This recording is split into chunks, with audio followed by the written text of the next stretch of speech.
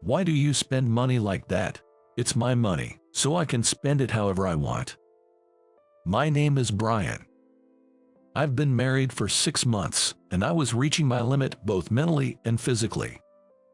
The cause of constant fights since our marriage was my wife, Karen's spending habits. As the daughter of a wealthy company president, she had received a substantial amount of money from her parents as a wedding gift. She used that money to buy furniture for our new home, as well as her clothes, bags, and shoes. She never cooked, instead buying ready-made meals from department stores every day. Taking advantage of the fact that I was away at work during the day, she even hired a housekeeper without consulting me. Why don't you understand what I'm saying? I'm just saying we don't need unnecessary things. Besides, you don't even work. You're the one who said it was okay for me to be a housewife. My wife became a full-time housewife immediately after we got married. I thought she did it because she wanted children, but it seemed like there was more to it than that. As I got busier with work and couldn't come home often, she started going out more frequently. I warned her several times, but she didn't listen. One day, she came home completely drunk, being carried by her girlfriends. I was surprised when I saw the taxi receipt. I asked her angrily, "Did you really come from such a far place?" She replied, "It's my money, so it doesn't matter." We had a big fight, and I couldn't take it anymore. I finally said the words that had been repeating in my head over and over again. "Let's get her divorce." "Huh, why? I married you because I wanted to build a happy family together. As it is now, it's not good for either of us." "Well, what should I do then? You're an adult now. Figure it out for yourself." I yelled at my wife and stormed out of the house. At that moment, just being with her was painful for me. I took a train to my parents' house. We used to be so happy just being together when we first met. As I walked outside, I couldn't help but sigh. I remembered the time when I first met my wife. "Brian, I've made the copies, and would you like some Morty?" "Thank you, you're always so thoughtful." She had joined my company as a temp worker. Despite being young, she was remarkably considerate, and despite the more than 10-year age gap between us, I was completely captivated by her charm. Would it be weird if an old guy like me asked you out for a meal?" "Huh? A meal? With you, Brian? If you don't want to, you can decline." "No, not at all. Thank you for asking." She smiled brightly and accepted my invitation. "Thank you. Having a meal with you. I'm a bit nervous." "I'm nervous too." After that, we went out for meals a few times. "Do you mind if I don't pay?" "It's fine. I invited you." She always said that and took care of me. "Thank you so much." She even gave me small gifts. "Is it okay to receive a tie like this?" I might get the wrong idea. It feels like, what on earth is this guy talking about? Sorry, just kidding. No, it's not a misunderstanding. Huh? After that, my wife and I officially started dating. And we quickly fell for each other and got married. But later on, her job at her family's company became a huge success, and she also received a substantial amount of money as a director. That's when her tendency to overspend started showing. Her lack of attachment to money was astonishing, and I couldn't accept our differing values. So, we divorced easily, and she went back to her parents' house. What was she expecting when she married me? Even if I ask, she who's not here won't answer. There's no point in thinking about answers I can find. After that, my parents recommended a few arranged dates, and I went to meet several women. But each time, thoughts of my ex-wife crossed my mind. I tried cooking stew for the first time. How is it? It's delicious, really. Her smile had stuck in my head. No matter who I was with, all I could think of was my ex-wife. Why can't I forget about her so much? Even though we had such a terrible breakup. I wonder why. The bar proprietress at my regular bar tilted her head while pouring a whiskey. Well, maybe because there were good memories. Here you go. I took a sip of the whiskey that had been placed in front of me. For the next few years, I remained unmarried without remarrying anyone. As you get older, opportunities to meet women are not that common. Then, one day, on my birthday, I received a birthday card from my ex-wife. Happy birthday. I'm really sorry for back then, and thank you so much. I'll treasure what I received from you. What's she talking about? Something irreplaceable. Is she talking about memories? When we parted ways, I had given her a small amount of savings, and I hadn't given her anything else. I couldn't ask her, as the envelope didn't even have a return address. I didn't know her acquaintances or her family's contact information anymore. Had she grown older and was reflecting on things now? Thinking such things, I left the letter in my desk. On that day, as usual, I stopped by the bar on my way home from work. Good evening. The bar proprietress rushed over from the back of the counter. Welcome. Oh, by the way, I heard from a customer yesterday that your ex-wife's father's company, AB Trading, seems to have gone bankrupt. Oh, really? I became curious about her. I wondered what had happened to her, someone who was so naive about the world, someone who had never experienced financial difficulties. Then, 3 years later, something unexpected happened. I received a letter at my home. It was in a plain white envelope with no sender's name.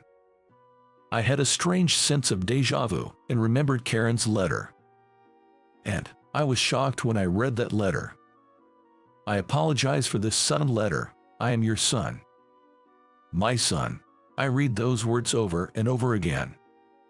There shouldn't be any children between her and me. What on earth could this mean? As I continued reading the letter, I learned a shocking truth.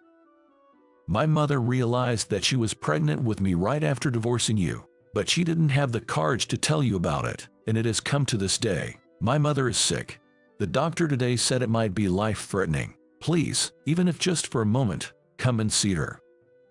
And in the letter, there was a note with the address of a certain hospital and a room number. Is Karen hospitalized here? I was guided as if by fate and headed to that hospital.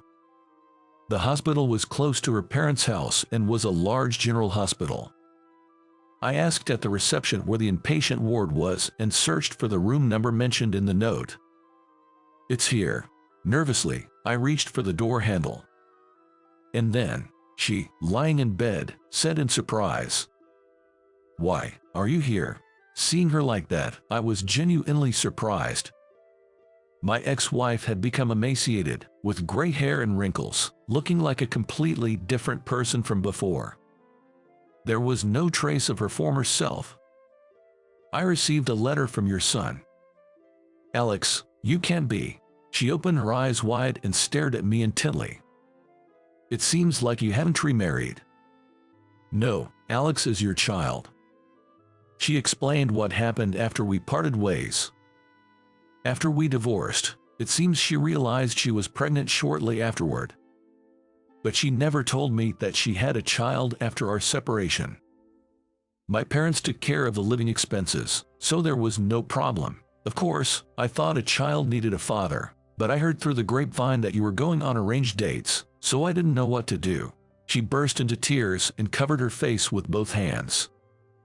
I was surprised, but it's okay. Your health is not good right now, so please don't worry about it anymore.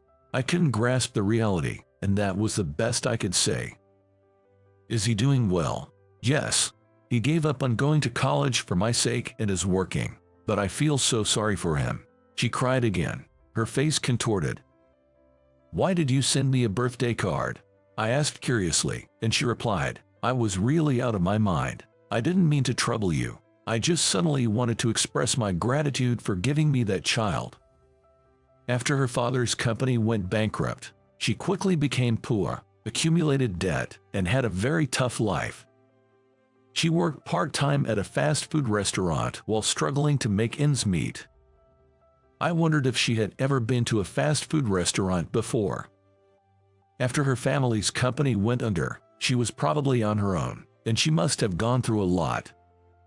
Her worn-out appearance was probably not just because of her illness. I began to feel sorry for her and gently hugged her. Although it wasn't apparent from her appearance, her body was skin and bones, and it seemed like it could break with a little force. She had raised her son and lived as a mother with such a fragile body. I also want to do something for Alex as his father. I'm sorry. I couldn't rely on you until now. You were stubborn and never gave in once you decided to do something. I really regret not being more honest, she said in a small voice, still looking down. Can I meet Alex? Of course, he'll be here soon. My heart was pounding, and I felt like it was going to burst. It would be my first meeting with a son I never knew existed. He will accept me, won't he? And then, he casually came in.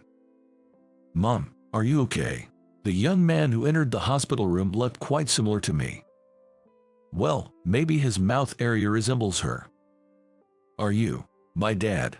It seemed like he had thought the same thing as me, and he was staring at my face in surprise. Yes, I'm your father. I smiled at him, and he smiled back at me. After that, with my wife in between us, we talked about what had happened to each of us over the past dozen years. I had never been able to forget about her, and I was grateful for being able to meet her again and see my son. Apparently, my son had heard about me from her before. But he didn't want to contact me now that they had become poor, fearing that it might seem opportunistic. However, when he heard that his mother was sick and her life was in danger, he said he really wanted to meet the three of us before she passed away. Then, when I was looking for my mother's pajamas and towels in the room, I found a box with a lot of photos of the two of you. My mother still can't forget about you, so I decided to write the letter. As she spoke, she gazed straight at her son. I realized that I didn't need money anymore. I mean, it's obvious that you can buy really important things with money. She said that and shed big tears. I just wanted to live happily with you. Just realizing that is enough. I hugged her tightly. After that, I visited the hospital almost every day to check on her condition. I was looking forward to meeting my son. She continued her battle against illness for a while, underwent surgery repeatedly, and miraculously recovered, finally being discharged from the hospital. Don't be so nervous. That's right, Dad, my face and body are stiff. Taking a family photo is a first for me. Saying that, he straightened his back and stood up tall. Yes, let's take a family photo. You all have great smiles. I got remarried later on, even though we didn't have a wedding ceremony, but for now, we decided to take a family photo with the three of us. Although I had been separated from my son and wife for a long time, I wanted to slowly fill in the gaps in that time.